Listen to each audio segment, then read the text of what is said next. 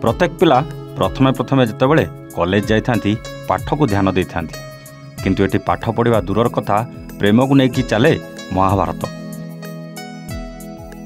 नुआ नुआ कॉलेज रे पाद थापिथिबा प्रेम पक्षी माने बोधे यही समय को अपेक्षा करथांती केबे से मानको स्कूल लाइफ सरीबो आउ कॉलेज आसिले केमिति प्रेम करिवे। एई जेमिति प्रतीक इति पई से कॉलेज रे एडमिशन कला आउ सेपटे इति को केते टोका लाइन मारुछंती आउ प्रतीक इति भितरे धसई पसी आसीची आउ जणे आउ सेपटे स्वाति स्कूल लु प्रतीक उपरे नजर पकेछि आउ पाइबाकू स्वाति करुछि चक्रांत किंतु प्रतीक मन केवल इति को दे सारिछि। स्वाति कौन ए चक्रांत रे सफल हो पारिबो जानिया पई आसंतु आरंभ करिबा आजिर ए अध्याय। मोर कौन असुविधा हबो मु जानिछि तुमर किछि असुविधा हेउ नथबो तुमे केवल प्रतीक ठारू सिंपाती पाइबा को चाहछ। तू बहुत कथा कहू स्वाति मो संभाली कथाबार्ता कर तू बोथे जानिनु तू का सहित कथा होछु। मु जानिछि मु इति सहित कथा होछि जे कि मो ठारू तते छड़ै नै छि। मु केबे तोर नथली कि केबे भी हेबिनी। तुमे दुई जण भल मध्यम पाउथिलो हेले एबे जाए मु ही जानि पारिलिनी मु बोधे मूर्ख। इति तुमे भी ता कथा सुनी मते भूल बुझछ मु सतरे सेमिति किछ करेनी। थाउ प्रतीक तुमे मते आ बुझाओनी एमितिका सबुदिन शुणी शुणी मु पागल हो गलेनी।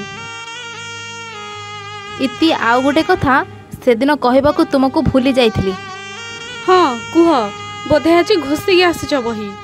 प्रतीक रो माँ आमे बड़ हेले आम दुई जनकर बाहाघर करेइबे बोली कहिथिले। प्लीज तुमे माने बंद कर ए सब बेकार कथा मो मुंड कौन हो गलानी तुमे माने चली जाओ मो सामनारू मते एका छाड़ी दियो। इति सुनो मो कथा। कौन शुणिबी कुह जणे कहूची बा हेबी मिसिकी रहिबू आउ तुमे कहूछ ए सब मिछ मु गोटे छोट छुआ नुहे तुमे आउ केते दिन मते एमिति अंधारे रखिबो मु आ पारुनी प्रतीक। हौ हौ मु आसुची कथाटा बोधे अधिका देह को लागी गला बाय इति। जीवन को नरक बने एमिति चली गला तुम सांग ताको कौन मिलिला। इति मु तुमको आगुरु कहूची तमे ता कथा सुननी हेले तुमे अबुझा पर से बेकार कथा गोटा शुणुच और से कथा को नहीं कांदुच। मु तुमको केमिति कहबी प्रतीक मु तुमको भल पाए बोली तुम सहित आगा को देखिले मु सही पारुनी। काश मु खुली कहि पारंती कि तुमको मु केते पसंद करे हेले कहबाकू मोर साहस आसुनी। इति प्रतीक मते एमिति चाहिथिबो ना किछि कहइबो ना कहबाकू तो बहुत किछि कथा अछि किंतु समय मते बांधी रखिछि ना कहबाकू सुजोग दउछि ना छाड़ी जीवाकू बाट। माने कौन कहबाकू चाहछ तुमे। किछि नाही चलो क्लास को जीवा। हौ चलो। स्वाति तू सेपटे साइड रे बसे मो पाखरे बसनी पुणी मते विरक्त करिवु। इति तुमे एटु उठ। कौन पई मु बसबी प्रति पाखरे। मु बसिछि तुमे बोधे देखि पारु ना। मोर आखि अछि मो अंध नुह तुमे बोधे जानी पारुन आ केते कहबी तुमको। चुप कर इति मो पाखरे बसिबे तू जा आउ कोठी बस। प्रतीक मु तो पिला बेलर सांग आ तू ए झियो पई मो सहित एमिति कथा होछु। ए झियो कौन कहलो मु भी प्रतीक रो सांग आ तुमे ए कथा भूली जाउछ। जहा हो एबे तुमे मु इति परी लागिलो। ठीक अछि मु भी देखिबी तुम दुई जनकर प्रेम केते दिन चलिबो। आज मु घर को जाए तू एठी कौन पई आसीथिलु आ कौन करूछु मु सब घरे कहि देबी। डरौछु मते तोर एते साहस करे किंतु प्लीज तू एठू जा तोते हाथ जोड़ुची। हाँ हाँ जाउछी तो परी धोकेबा सांग सहित भी मोर रहिबार नाही किंतु जेमिति भी हो मु तते निजर ही बनै की रहिबी। प्रतीक सुन। हाँ इति कुह।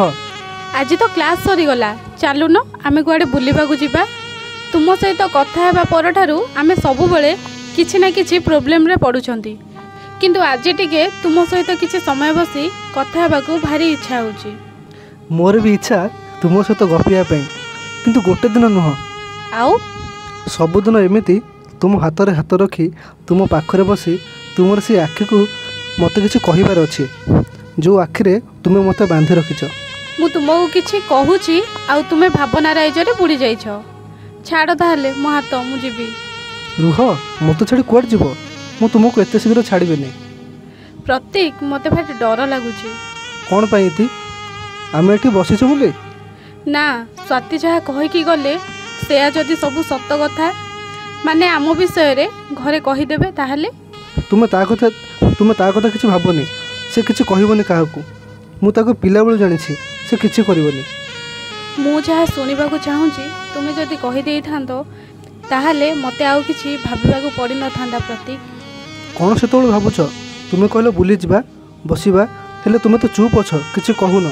ହଁ କହିବି ବାବା, କହିବି, ହେଲେ ଆଉ କିଛି ଦିନ ଯାଉ। ପ୍ରେମ ଏମିତି ଗୋଟେ ଶବ୍ଦ ଯାହା ଏତେ ସହଜରେ ମୁହଁ ଖୋଲି କହି ହୁଏନି।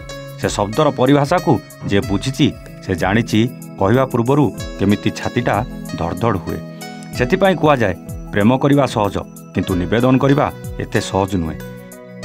ଏଇ ଯେମିତି ପ୍ରତୀକ ଆଉ ଇତି ମଧ୍ୟରେ ଭରି ରହିଛି ଅସରନ୍ତି ପ୍ରେମ, କିନ୍ତୁ କେହି କାହାକୁ ସାହସ କରି କହିପାରୁନାହାନ୍ତି। ଦୁହେଁ ମନେ ମନେ ଭାବୁଛନ୍ତି ସେ କହିଦିଅନ୍ତା କି। କିନ୍ତୁ ୟା ଭିତରେ ସ୍ୱାତି ଧମକ ଦେଇ ଯାଇଛି ପ୍ରତୀକ ଘରେ ସବୁ କହିଦେବ ବୋଲି। ସତରେ କ'ଣ ସ୍ୱାତି ପ୍ରତୀକ ଘରେ ସବୁ କଥା କହିଦେବ? ଯଦି କହିଦିଏ ତାହେଲେ ଆଗକୁ ପ୍ରତୀକ ପ୍ରତି ବିପଦ ନାହିଁ ତ? ଜାଣିବା ପାଇଁ ଅପେକ୍ଷା କରନ୍ତୁ ଆମର ଆଗାମୀ ଅଧ୍ୟାୟକୁ, ଠିକ୍ ଏହି ସମୟରେ।